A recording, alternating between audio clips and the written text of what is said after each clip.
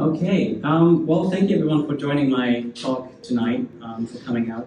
I think this is a quite interesting time because I think it was last year when I was messaging Max on a forum called Lab Automation IO, and he was like, oh, I'm interested in hosting something in Munich. And I was like, yeah, like next time I'll visit my parents in Munich, we'll just see what happens.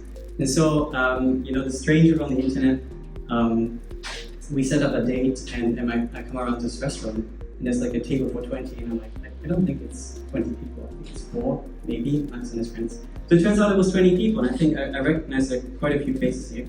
And it's been really interesting to see this space grow and to come back now to talk about what I basically talked about back in April. So we'll get straight into it. So today we're going to talk about artificial intelligence and lab automation, the different applications, and I'm going to focus on how to schedule experiments efficiently.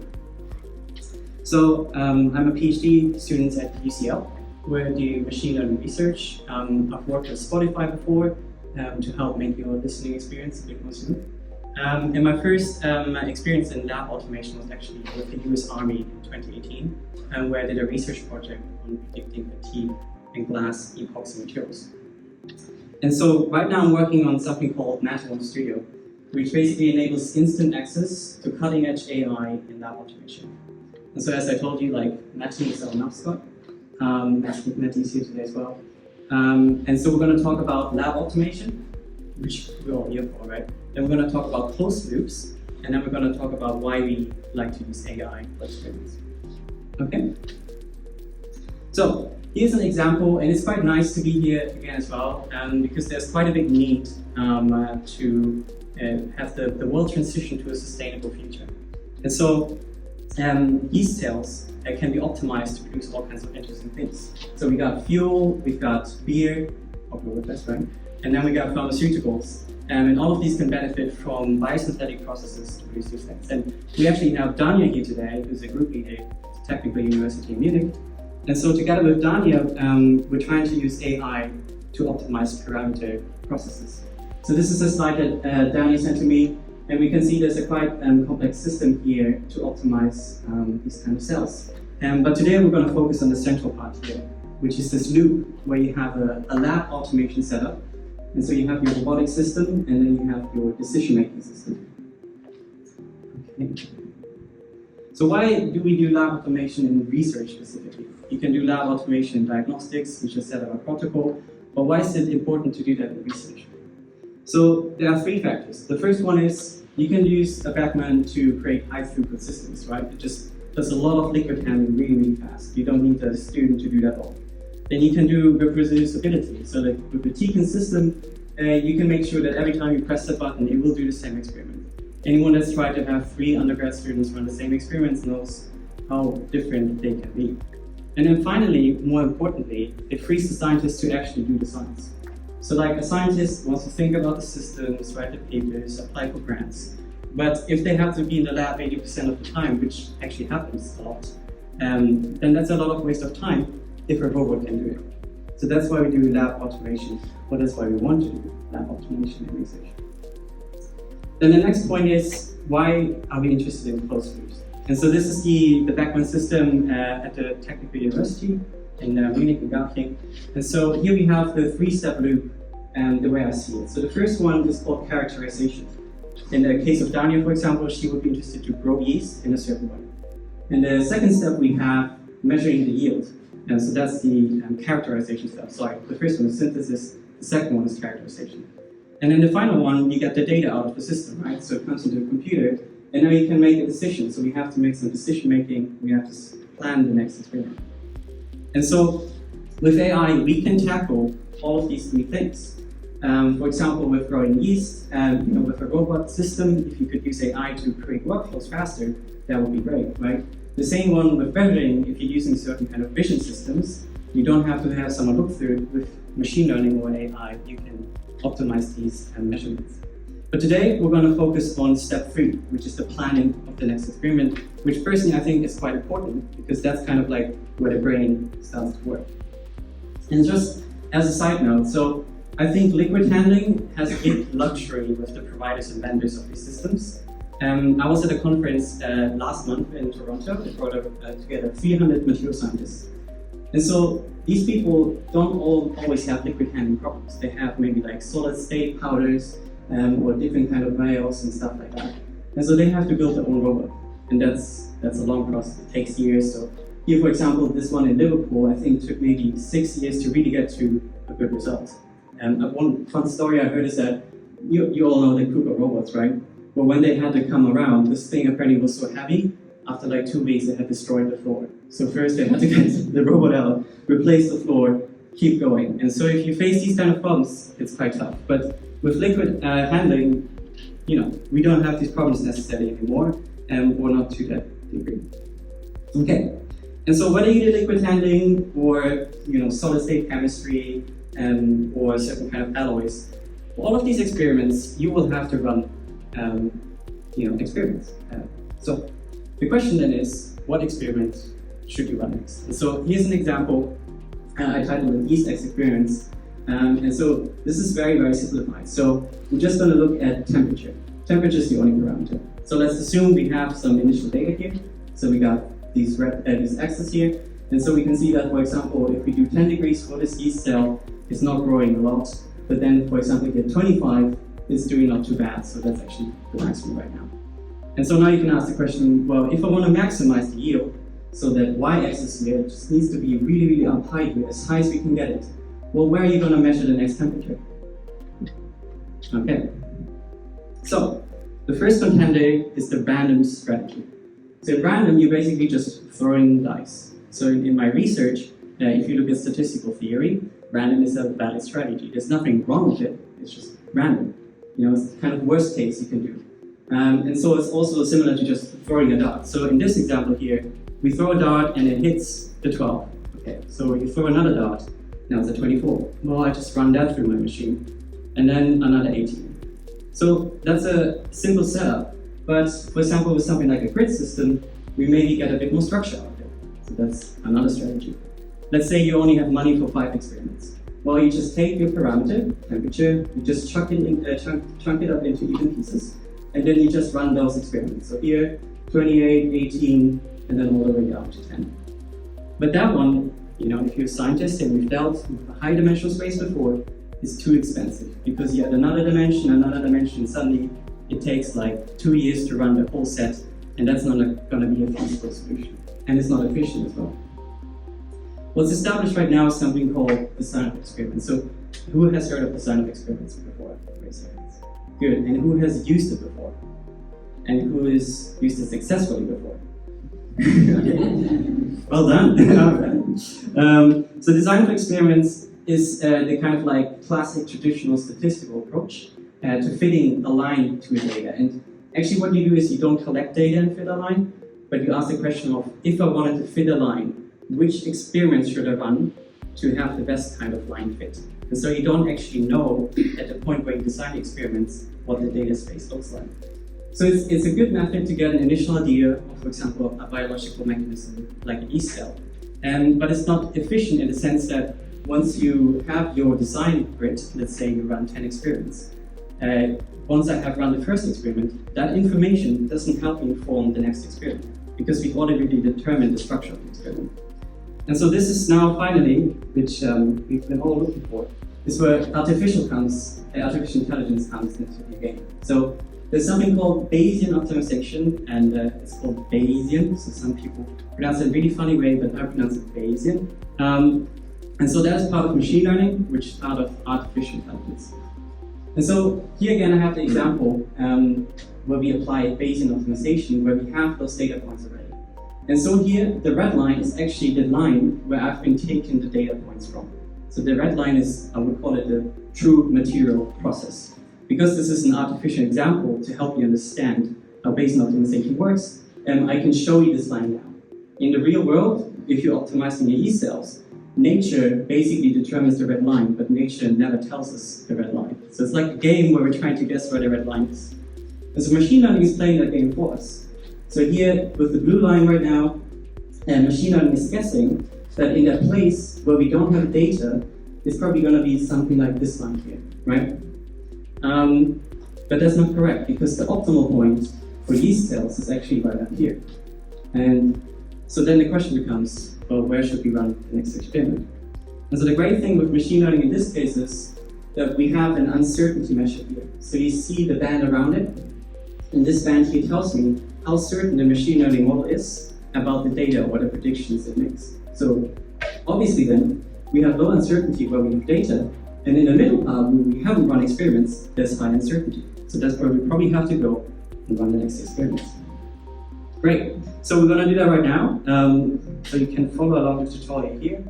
But I've set that up on our webpage. You can go there anytime and try it. And I'm just gonna show that to you. So this is called the Matterhorn tutorial. It's on a platform, and we're gonna optimize yeast cells today. So I've loaded up the data here already. So we have an input, we've got the temperatures here lined up again. These are 9 samples.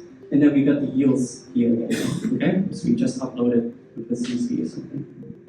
And then we have to define the variables. So we have 2 variables, one is temperature, and so we have to say how much we want to explore it. So let's say anywhere from 10 degrees Celsius to 30 degrees Celsius. Nice. Okay, then we have the yield, so it's going to be output. I just switch it over here. I save it, and we've defined our experiment now. So it's a very simple experiment, right? This is not high-dimensional, so I can show you the graphs, but you can imagine this with like 10 dimensions, for example, 5 vitamins or 5 trace materials. Okay, now I can set the model to optimize the target. That's going to be easy, it's just a yield. And then I say build, and then we get the first recommendation to run the next experiment. So in this case, it wants us to run at 24.5. So what's going on here? So we've got the initial data points, just like in the slides that I showed to you. Then we got a machine learning model on top of that. It's trying to make a guess here. So the middle part is just got the blue line. And then we got the uncertainty around it.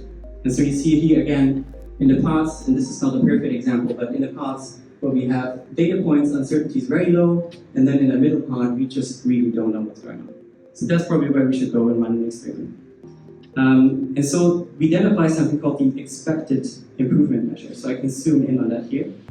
And it's a mathematical function. This is what makes it all work. This is basically the AI we're talking about. It's this mathematical function that takes in the blue line and the uncertainty and then calculates for us the statistical maximal gain of information for the next experiment. And so that is, in this case, 24.5. So because I have, the real material process here, because I created this data, I can just go on here and I can read it off. So that's 988. So let's say 989.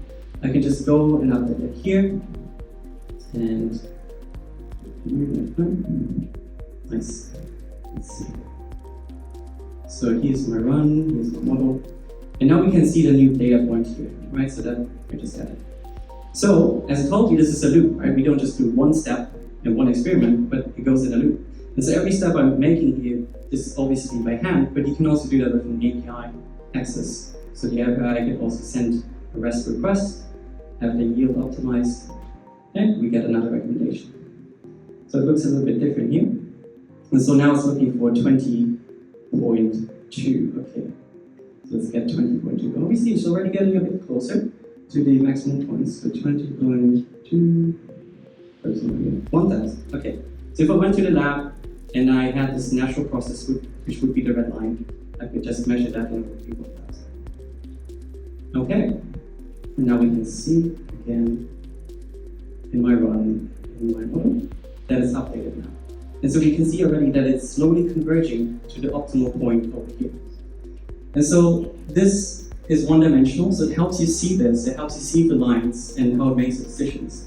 Now you could be saying like, well, I can see that too, you don't need any machine or statistics to do that.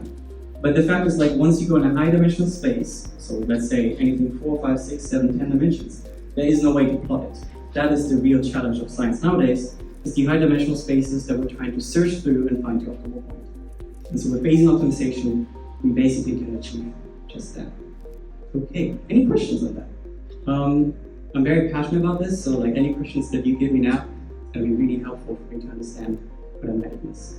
Yes? I was just wondering if this is the service you provide to us, to the customers that you are supporting, or giving us the ability to make use of our system in order to do a design experiment in an AI way.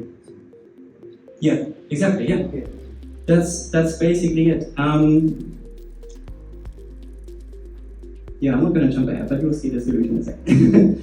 Okay, any other questions? I think yes, please. Yes, if you have lots of data, Yeah. not only from one experiment before, it's a couple of laboratories, collect data, Yeah. and you could do the simulation without What do you mean by simulation? to simulate the whole process. Before you do the experiment, if you have the data. Yes, so data needs to be collected very precisely. So if there are different labs and they do things differently, we could try to do a model, but it wouldn't be particularly helpful if the experiment conditions aren't exactly the same. So there are ways to pull data together from different labs, but it's a harder question to answer. And I think right now we're not even at the stage where we can use these methods effectively. So long term, I do see people pooling this data, and I know there are many initiatives to do this. One is called the materials genome, so there was the human genome, which I guess some people know, and then they just were like, well, let's do it for materials as well. So a central place where we collect all of this data, and you can then build a machine learning model and then make predictions from it. But the fact is, like, the space is so expansive. There's so many variables, and there are so many different labs. So if you really want to get down to the nitty-gritties of the material or cell optimization, you kind of have to start from zero in your lab, at that specific point in time. But we hope that eventually you can pull this data together in an efficient way, to have kind of like a warm start, where it's like, well, we already have like all this knowledge, all this data from previous cell experiments. Let's just bring that in as well. I just don't think we're there yet as an industry. I think we talked about that yesterday. Okay, one more question. Okay, so now that's basically my very basic understanding of AI. Yeah. Usually when I say AI, I understand there is some kind of data set that you should use your model to learn, and you can give it a prediction and answer. So what is your data set here? Because this looks more like the graphs more like a math problem to me, let's say. Yeah. A statistical problem, we have data, we optimize it, there's uncertainty, fits. Yeah. So where AI exactly comes in? So I guess statement number one, AI is basically just machine learning, and machine learning is just statistics on steroids. So the maps you see here is actually what happens, when you open up ChatGPT. This is kind of the maps you would see. These are the kind of line fitting curve fittings. And what you see in this specific problem is that we just don't have data yet. So in theory, and I'm going to say, you could use this method to take a ChatGPT, and then you could be like, oh, how can we make ChatGPT more smart? ChatGPT then could be improved with a method like that. But ChatGPT would first have to understand which experiment to run next. And so that's the mathematical formula we're applying here. So this is about data acquisition. There's a difference between just having data and making a prediction based on that data, and having data and asking, well, what more data do I need to have a better model?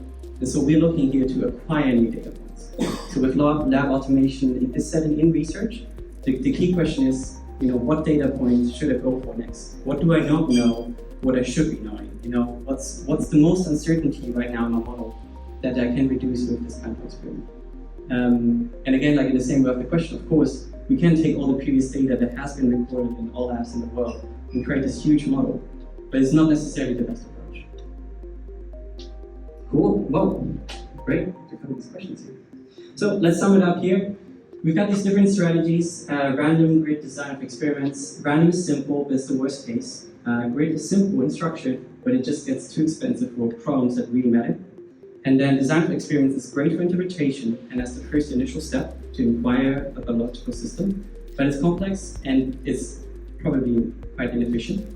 And so with Bayesian optimization, and here, for example, two recent references, we can actually go beyond design for experiments in a sequential manner, in a truly fully sequential manner, and get the best kind of data out of every single run on your lab system. Now, the problem is it's complex and it's data hungry. So the second thing is fixed by lab automation, right? Because if you make the robot and it just works by itself, well, we can generate the maximum amount of data. We're not fixed by humans or anything like that. And the second one is complexity. And so this is basically what we're trying to solve with the Magical Studio platform. And so the challenges here, I'm just going to list them here. is that actually there isn't one perfect algorithm that works for everything. There are different kind of detailed algorithms. So it's not just a matter of an off-the-shelf solution. You can do off-the-shelf, but if you're running experiments at the $1 million scale, you want to have every efficiency that can be found on planet Earth. And the second one is that not only can you use algorithms to make decisions, you can use expert knowledge. So this is not about fully automating and getting rid of the scientists. It's the contrary. It's actually how can we have the algorithm guide the scientists, help the scientists, and inform them and support them in their process of science. And so how can we make that collaboration efficient? And then finally, it is all about science. So instead of having just one algorithm that I secretly store on my server, we're just going to have all the algorithms accessible to you in a transparent way. And you can take that, you can run it, but you can also take it and advance it. You can just download it on Git, make your changes, upload it, and it will run for you. And so that's what I cheekily call the Ops Store. It's not the App Store, but it's the Ops Store for optimization. And so this is basically a place where you can have scientific data pipelines for lab automation. Just available here, you can just click on run. And so, for example, this one here is an algorithm developed by Facebook. And then this one here is an algorithm developed by a university in Canada. And then we got another algorithm here.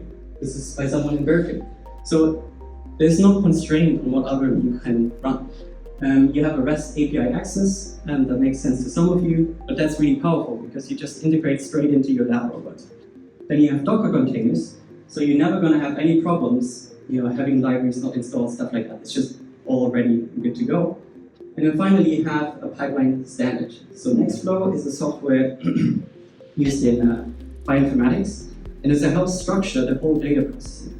And so because it is a pipeline standard, at any point in time, you can just fork any of these algorithms. So forking meaning in terms of coding and programming, you have the same thing, but then you start making your changes, and then you can just upload those changes and share them and discuss them. And that creates an open kind of science approach to running this optimization. Okay, so let's sum it up. AI helps run the best experiments. It's not always the case, it depends on what your parameters are. But if you have a high throughput system, I highly recommend it. Then second, we need tools to find the best algorithm. So whether that is through the platform or something like that. And then collaboration on these pipelines is key. So there's no point in sitting in your dark corner in the room and running your own small algorithm. You want to have an open approach. You need to verify whether they work. It's a scientific process and that needs to be reviewed.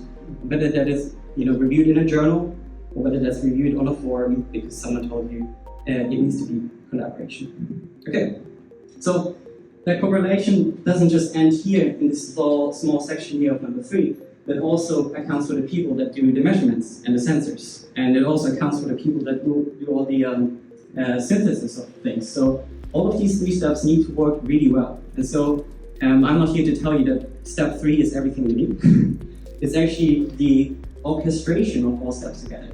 And so I think that is something I took away from the conference in Canada last month, is that if you want to go fast, you can go alone. But if you want to go far, you need to go together. So with all the initiatives that are coming up for lab automation, and to have people collaborate and share ideas and work together, that is going to bring the science and these results the furthest. Right. So that actually brings it together, and thank you for Adesso for hosting me today. So I think it's a great venue. I think we have quite a few fun activities ahead, and we can take some more questions. Yes. How would you handle the impact of multiple parameters? So when you have more than temperature? More than temperature, you have maybe humidity or CO, carbon dioxide. Yeah. So these are basically experimental conditions. So again, from what I understand about lab automation, if you buy your Beckman, it's a box, and you can have even gases flow through it and stuff like that to make sure that there's no contamination. So how do you handle them with these algorithms? So there are ways to have these algorithms handle factors you can control. Okay. So for example, let's say even the weather. Okay. Maybe you have a climate system in your lab, but it's not working the best, so you can measure outside. You can just take that into the optimization, and the algorithm will still be able to handle, and it's called contextual based optimization. It'll still be able to find the optimal decision for that time of the weather. So that it basically knows that on a rainy day, it should grow cells like this, but on a sunny day, it should grow cells in a slightly different way. These are though very cutting-edge algorithms, so they are, again, the point of this platform is that if someone has it, they can just add it. But I think that the thing is also ultimately, if you have these factors, you need to just eradicate them, right? So if your experiments aren't reproducible, you have a bigger problem than my AI is working on my stats are wrong. Because I've talked to a lot of material scientists, and there's always this one story where someone left the door open, and they see it on the data set, and they're like, we spent months trying to figure out what happened, and it's the cleaner that comes in at 2 a.m. at night, opens the door, and suddenly the experience is different. So it's really important to just make sure that, and this is why it all comes together, right? Well, I can read the data and I can tell you something's off, but you then have to go as the lab automation specialist and figure out why my reproducible experiments might not be reproducible. Yes, please. One question about the roles, like what kind of professional will you sponsor for this kind of work? Like the developers with the scientists will work, or will it be necessary, for example, that the scientists, the lab scientists, need to learn machine learning? Yeah, so this is really what this business is about, is that it provides a whole range. So you see here the ops store, it's as simple as one click, but that just leads you to a very simple solution, right? If you want to align your algorithm, you will need an expert, and we actually do live in times where biologists get taught coding as well. So I think there is a biologist that just clicks the button, but then they're like, I don't like this algorithm. Let me download it and make a change and see what happens. Okay, so that can be done. But then obviously for like the big industry standard, the whole point of having these pipeline standards is so that the machine learning scientist can just come in straight, up, start working. And like whatever change they make is available for the scientist to run with one click on day one. But as the machine learning scientist talks to them and they tell them, well, this curve looks like this, and my cells don't like water and stuff like this, they can adjust the model, and they just have, and there's a button here at the bottom that says create new app. They can just create a new app that says yeast cells at technically University of Munich. And they have the dedicated algorithm there, and so that can be changed. It's just a Git, it's literally a Git repository. It just pulls the pipeline from the Git repository and the latest pipeline, that is. And it's available for the scientists. So like, it's a continuous process basically. And it starts very simple, and once you have more resources and interest, you can just go along all the way down to, I want to change this line of code in that algorithm. But of course, you're going to have machine learning scientists for that. But there's never going to be a biologist that will be able to take this task on. So again, it's a collaboration task, right? We can't just pretend there's one solution, there's one click of button. Like, we need to work all together to make it work. Nice. Well, I think we'll finish it here. This is Adesso office in Munich. There were a few questions about how much people we are. In fact, we are, since last week, I guess, 10,000 people at all. I think nearly 8,000 in Europe, and here in Munich it's about 5, is it correct? 500? Yeah. So this is us. And these slides, every time I show this slide, I can correct some facts. It's really nice. But I did that already. It's about 10,000 in the Adesso group. We made about 9 million last year. And the aim is to gain 1 billion this year. And I had a lot of questions regarding the offices in Germany. So these are the offices in Germany. Old as well. So if everybody or anybody is around any office in Germany, just feel free to come around. We always like to have guests. Some of you will ask themselves why there are so many offices in Stuttgart or near Stuttgart. It's just the Adesso way of life. Adesso is Italian for we just do it. Not the Nike slogan, but the Adesso slogan. And if it makes sense to have 3 offices in Stuttgart, we'll do it. Our founder, Volker Kuhn, we were founded 25 years ago in Dortmund, and Dortmund's headquarters. We just do things like this frequently. CFO is really annoyed sometimes, but he doesn't. He's the Aufsichtsratsvorsitzender right now, and if he feels the need, he's still in the meetings at the customers.